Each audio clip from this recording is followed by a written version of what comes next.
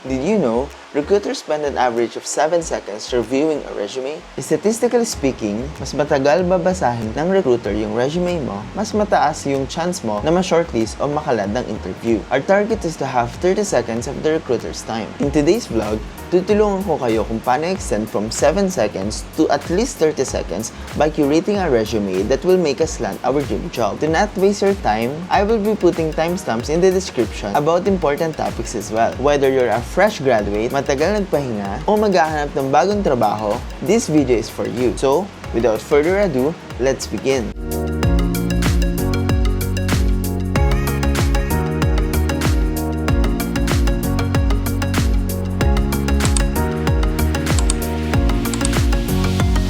Hi friends! Welcome to this channel. If you're new here, my name is Franz, an OFW in Singapore with more than 8 years of experience as a software engineer na may experience ng maglipat sa iba't ibang multinational companies. And isa na doon ay isang Fortune 500 companies, which are yung top 500 na pinakamalalaking companies sa US. Disclaimer lang muna tayo. Yung mga things na i-share ko today are the things na ginawa ko nang personally nag-work sa applications ko. By the way, if you have not watched our previous vlogs yet, wherein sinare ko yung journey ko dito sa Singapore and how I secured my job, I will leave the link in the description box down below. Pero for now, let's begin. Isa sa pinakamalaking dahilan kung ba't hindi napapansin ang resume natin at hindi tayo nakakaland ng interviews ay dahil hindi nakikita ng recruiters exactly kung ano yung hinahanap nila. Hindi lang kasi isa o dalawa ang kailangan salain ng recruiters ng mga applications everyday. Minsan, hundreds or even thousands pa nga. With that, paano nga ba mag-stand out ang resume natin? To start with, ito yung mga dapat iwasan. Number 1. Picture aside from your photo. Believe it or not, hindi nakakatulong ang mga photo sa resume natin. Our 1x1 ID picture is more than enough. May mga resume kasi na medyo may mga added na designs na medyo nagpapa-off sa mga recruiters. This is especially true sa mga professional jobs. So, as much as possible, let's make our resume as minimalist as possible. Number 2. Unprofessional email addresses. Isa sa mga crucial information na kailangan nating ibigay ang email address. And just like the first one, meron din kasing negative impact kapag hindi professional yung email address na ipoprovide natin. If you still got email address na may mga adjectives tulad ng pretty, cute, maldita, or any descriptive words, I suggest you to create a professional one para sa work mo. Number 3. Unrelated work history. On a more serious note, ito yung isa sa pinakadapat nating i-focus. Pag kasi sinabing work experience, it does not necessarily have to be lahat ng experience mo. As much as possible, ang ilalagay mo lang is yung relevant sa work experience na a-applyan mo. Let's check this resume from Ate Samira as an example. Si Ate ay nag-a-apply bilang sales representative. Ang ganda ng resume niya, no? Pleasing sa mata. Pero, tingnan natin sa may experience part. Ang unang titignan kasi ng employers dyan, if relevant ba yung work experience mo sa a-applyan mo. Sa case na yan, if naghahanap si employers ng sales representative and nakita niya yung baker as one of the experience, may tendency na i-skip na niya yung resume altogether. Kasi makikita niya na lesser naman pa na yung experience ni ate kasi some of it is not relevant sa job application na ina-applyan niya. Kaya, kailangan nating make sure na ilalagay lang natin is yung relevant sa job posting. Lastly, yung mga basic stuff like sending emails, Word, and PowerPoint. Itong tip na to ay para sa mga more experienced naman. Yung mga basic stuff kasi like sending emails or paggamit ng PowerPoint or Excel, unless specifically needed sa job description natin, wag na natin ilagay.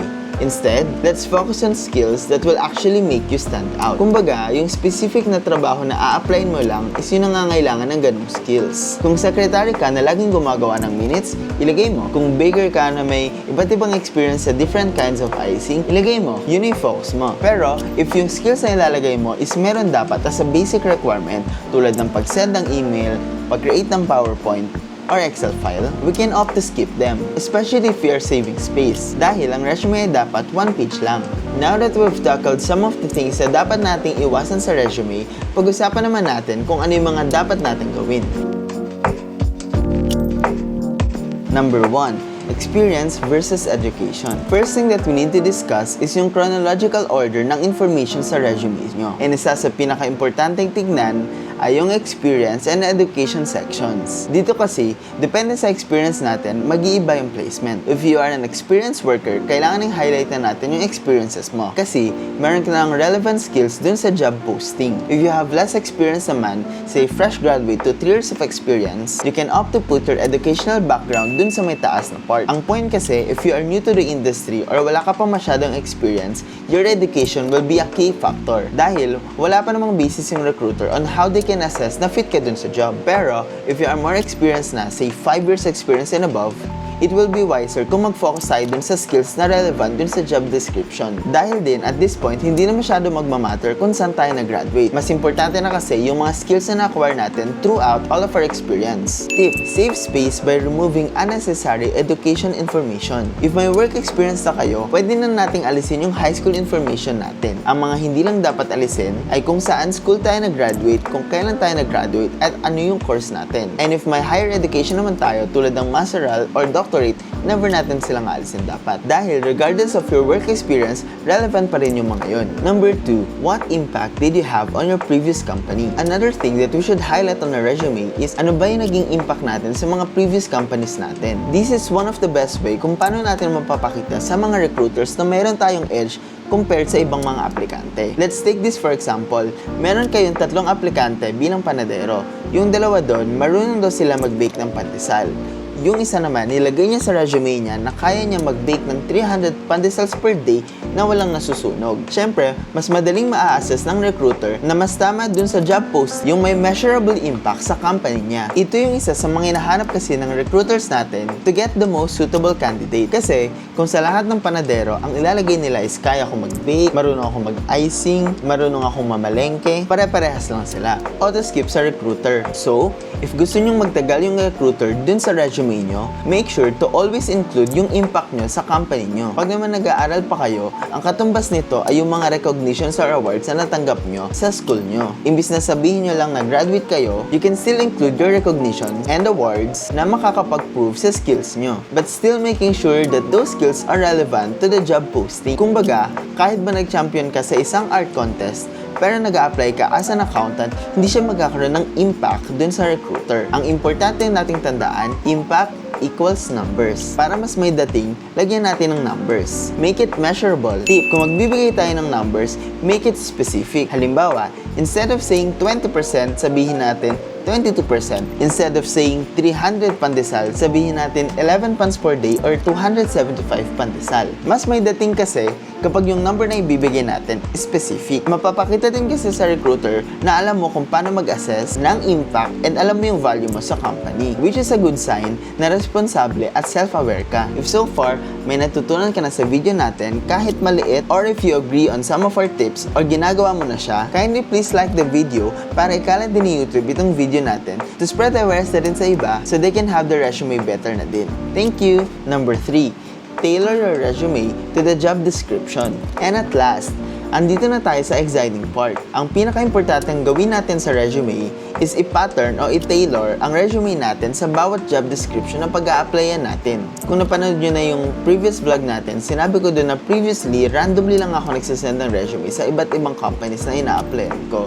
But, it did not land me any job, nor interview. After nun, ang natutunan ko ay dapat gumawa ako ng one resume na impactful that will land me an interview at least. At, itong step na to yung ginawa ko. Basically, ang resume kasi, as we taught in school, ito yung listahan ng mga skills and experiences na meron natin along the way, throughout our careers. Tama naman siya. Pero, if your aim is to get the attention of the recruiter, we need to tweak our resume. And how do we do that? First, hahanap ka ng trabaho na gustong-gusto mong pag-applyan. And, aaralin mo yung job description. Tandaan, sa paghahanap ng trabaho, hindi kailangang lahat ng skills alam mo. Kasi, kung alam mo na lahat ng skills na nandun sa job description, it will actually make you overqualified. Tandaan nyo, lahat tayo merong room for improvements and hindi lahat alam natin. And that is okay. Kaya, ang dapat natin gawin, i-emphasize sa resume natin kung ano yung match na skills from the job description and our experiences. Ibig sabihin nito, dapat yung experiences na section dun sa resume natin is magbabago siya for each of the job description that we are applying for. Yes, nakakapagod siya, especially if mag-a-apply ka sa maraming companies. Kaya nga, naging goal ko kahit isa lang yung pasahan ko pero impactful yung resume ko. Tignan natin tong job description na to for example. Halimbawa, naghahanap ang isang company ng sales executive na ang nakalagay sa job description as responsibility mo ay research global steel markets for trends and opportunities. Ngayon, meron dalawang approach na gagawin tayo. Either ilagay mo sa experience section mo na in your previous employer, isa sa mga nahawakan mong market ay steel. You can put something like, was able to increase the overall sales of the team by 20% after direct communication with ex-customers in steel industry and reconnected the bond with them. Kumbaga, yung experience mo, nasusukat na. Kaya mo ring makapagpabalik ng customers na umalis na. Instant bingo ka agad dun. Pansinin nyo yung example natin, merong 20% measurable, nasusukat. Mas mapapansin ng employer. Dito naman tayo sa susunod na job description. Nakalagay na responsibility ng baker sa bakery na to na gagawa ka daw ng iba't ibang uri ng cakes, pastries, cookies, croissant even, at marami pang iba. Now, paano mo maiaangat ang sarili mo knowing na marami naman kayo na may alam ng ganyang skills? Let's use all of the points na meron sa video na to. Number 1, maging specific tayo sa numbers. Imbis na ilagay mo lang na marunong ka mag-bake, lagyan natin ng impact sa recruiter. To do this, pwede ka maghanap ng specialty sa shop na pinagtatrabahuhan mo. And yung ibida mo, bake specialty cake with more than 300 orders per day. Mas may impact yon kasi ilalagay mo lang na bake cookies, pastries, or whatnot. Pangalawa, may nakalagay kasi sa job description na ensure safe and proper use of equipments. Pwede mong ilagay yung training mo sa safety use of equipments. Ilagay mo na din yung score mo and how little yung errors mo dun sa job na pinagtatrabahuhan mo. Kumbaga, magiging certified in safety use of equipment from TESDA in 2015 with a final score of 90% and have not committed a single incident that caused serious or erroneous effect in the production. This way, hindi mo lang napakita na certified ka, sumusunod ka sa rules, wala ka ding napahamak. O diba? 3-in-1. Kung meron kayong mga skills na you want to know specifically kung paano magiging mas impactful yung ilalagay nyo sa resume nyo, you can put it in the comment section below and I will be more than willing to help. Last tip bago tayo mag-end. Be careful with your grammar and your typographical error. Itong isa sa pinaka-basic na bagay na hindi tayo dapat nagkakamali. Typo sa name, address, email address, any personal information, or any part of the resume actually, or kahit mali yung grammars. Dito kasi, makikita agad ng recruiter how responsible you are and how you present yourself. Pag nag-a-apply kasi tayo ng trabaho, binibenta natin yung sarili natin. And if we cannot present ourselves properly, paano tayo pagkakatiwalaan ng employers? You may use naman yung mga free online softwares like Grammarly or Ginger para makorek yung grammar sa resume. And that's it for this video, guys! I hope meron kayo natutunan at makatulong man lang ang mga to help you secure your dream job. If you found this video helpful, don't forget to hit that subscribe button, give it a thumbs up, and ring the notification bell so you won't miss any of my future updates. Feel free to comment down below if you have any questions. Thank you for watching this video. I will see you on my next vlogs. Bye!